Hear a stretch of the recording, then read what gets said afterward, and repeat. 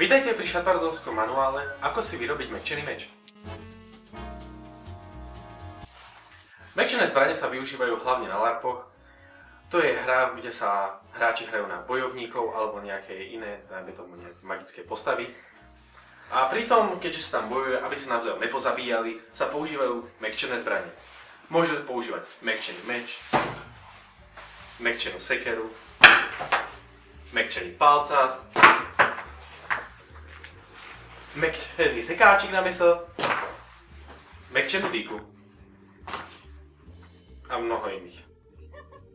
Dneska vám predvedieme, ako si vyrobiť takýto mäkčený meč. Bude to kompletný manuál, ale spôsob, akým sa vyrába, sa dá samozrejme aplikovať na akékoľvek iné zbranie, napríklad na sekery a palcáty a akékoľvek iné zbranie. A teraz vám predvediem, čo budete potrebovať na výrobu takého mäkčeného meča. Budete potrebovať nejakú plastovú tyč, mäkčenie,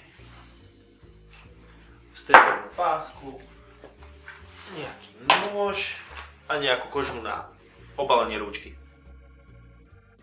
Tak, zoberiete si plastovú tyč. Zhruba si nameriate a naznačíte, pokiaľ bude rukoveď, a tam začnete vyrábať záštitu.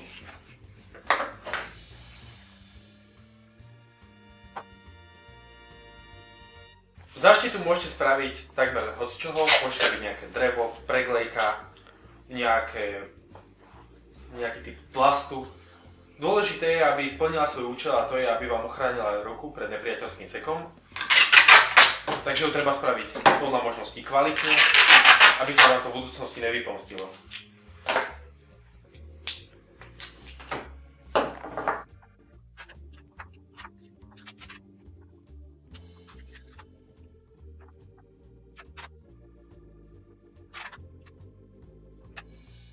Dobre, takže záštitu môžete spraviť takým spôsobom, aký som vám predviedol ja.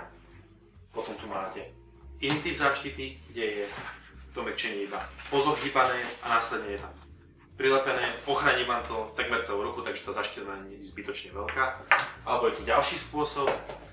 Tu je záštita vyrobená z koberca, v ktorom je diera, tá ďalej preveličená tá tyč a je to prilepené o čepel a o rukoveď.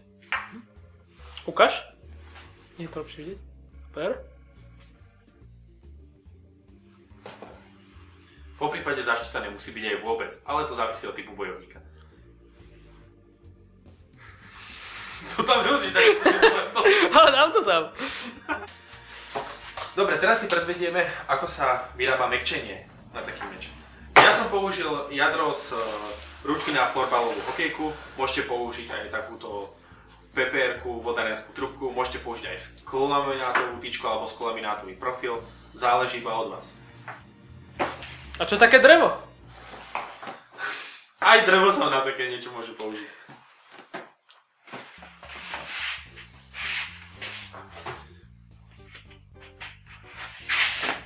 Takýto typ mäkčenia kúpite po bežných takých potrebách domácich spolu s tými vodárenskými trubkami. Odmeráte si, koľko vám asi budete potrebovať, pridáte k tomu zo pár centimetrov, aby ste mali aj mäkčenú špic.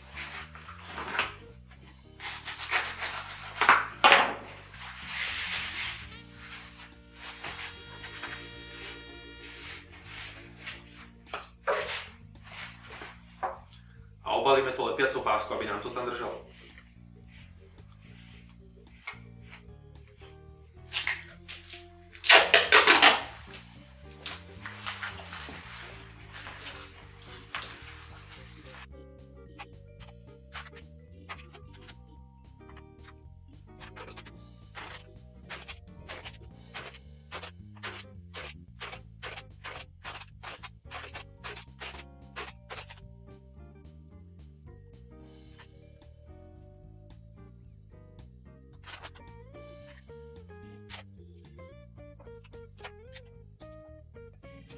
Teraz vám predvediem, ako som spravil to zahnutie na tom špici, na tom meči. Keďže je veľmi dôležité mať ho dobre spravené, aj keď sa bodať na väčšine larpov teda nemôže, ale sem tam sa pošťastí a je veľmi nepríjemné, keď vám niekto pekne pichne do rebier. Takže spravil som to následovne. Pozohýbal som boky dovnútra toho mäkčenia, tým pádom tam máte väčšie množstvo tej peny a keď to spravíte ešte dobre, tak vám ostane taký tvar toho špicu. Okay. Tak. Dobre, mäkčenie máme približne hotové, vyzerá to zhruba takto. Teraz si ukážem. Ideme si spraviť mäkčenie aj na hlavicu, vzhľadom na to, že je to bezpečnejšie, keď idete niekomu napríklad udrieť, nedaj Boh, trafíte ho do tváre a je lepšie, aby ste ho tam mali.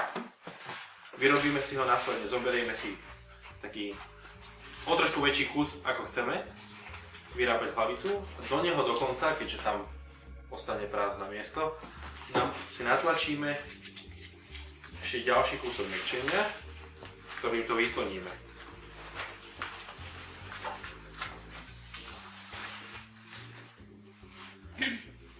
A znova zalepíme lepetou páskou.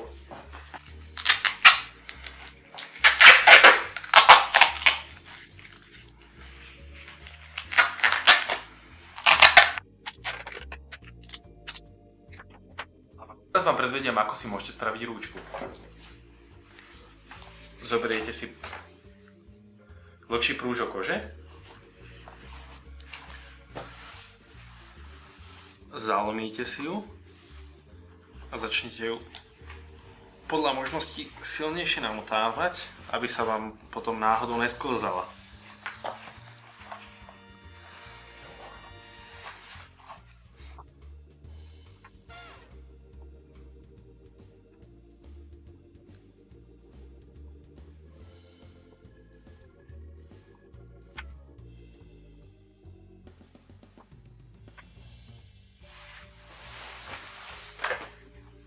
Nakoniec kožu prevlečiete, spravíte si tam uzlík, dotiahnete a keď to budete mať hotové, je to ešte dobré poistiť si tak, že to zalepíte sekundovým lepidlom.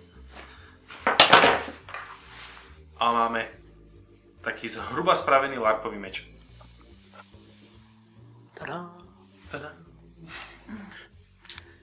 Výroba takéhoto meča stojí medzi 10 a 20 eurami, silne závisí od toho, že kde si kúpite na ňo materiál. Teraz vám ešte poviem, kde si čo zožiniete. Rôzne tyčky zožiniete v športových obchodoch, jak ja som použil florbalovú ručku, alebo takúto pepérku, tu kúpite v nejakých domácich potrebách, kde predávajú nejaké to vodárenské náradie. Hneď tam sa dá kúpiť aj táto mäkčiaca pena, ktorá sa používa na izoláciu tých trubiek, alebo môžete použiť karimatku, ktorú kúpite v rôznych športových obchodoch, v obchodoch, kde sa nejaké cvičiace náradie predáva a tak ďalej.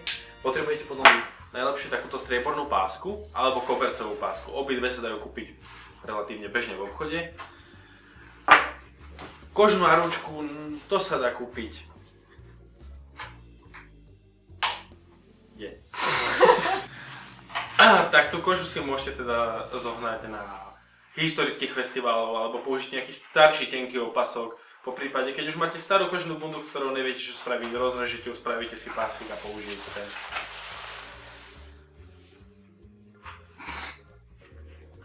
That's about it? Ne, ešte. No?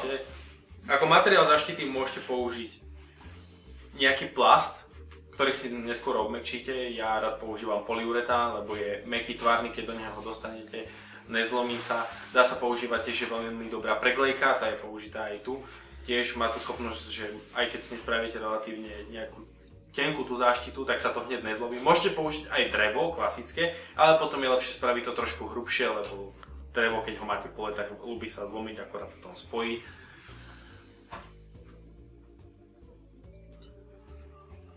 Keď už ten meč budete vyrábať, musíte rozmýšľať nad tým, že keď prídete na akciu, tak prvú vec, ktorú zažijete, že meč sa otestuje priamo na vás. Takže ho musíte spraviť tak, aby vás samého to nebolelo. Takže váš meč je hotový a pripravený do akcie. Ak sa chcete niečo dozvedieť o larpovom súboji, dozviete sa to tu. A keď sa chcete niečo dozvedieť o samotnom larpe, tak sa dozviete tu. Tadadá. Tadadá. Super. Mali sme to spraviť viac trápne.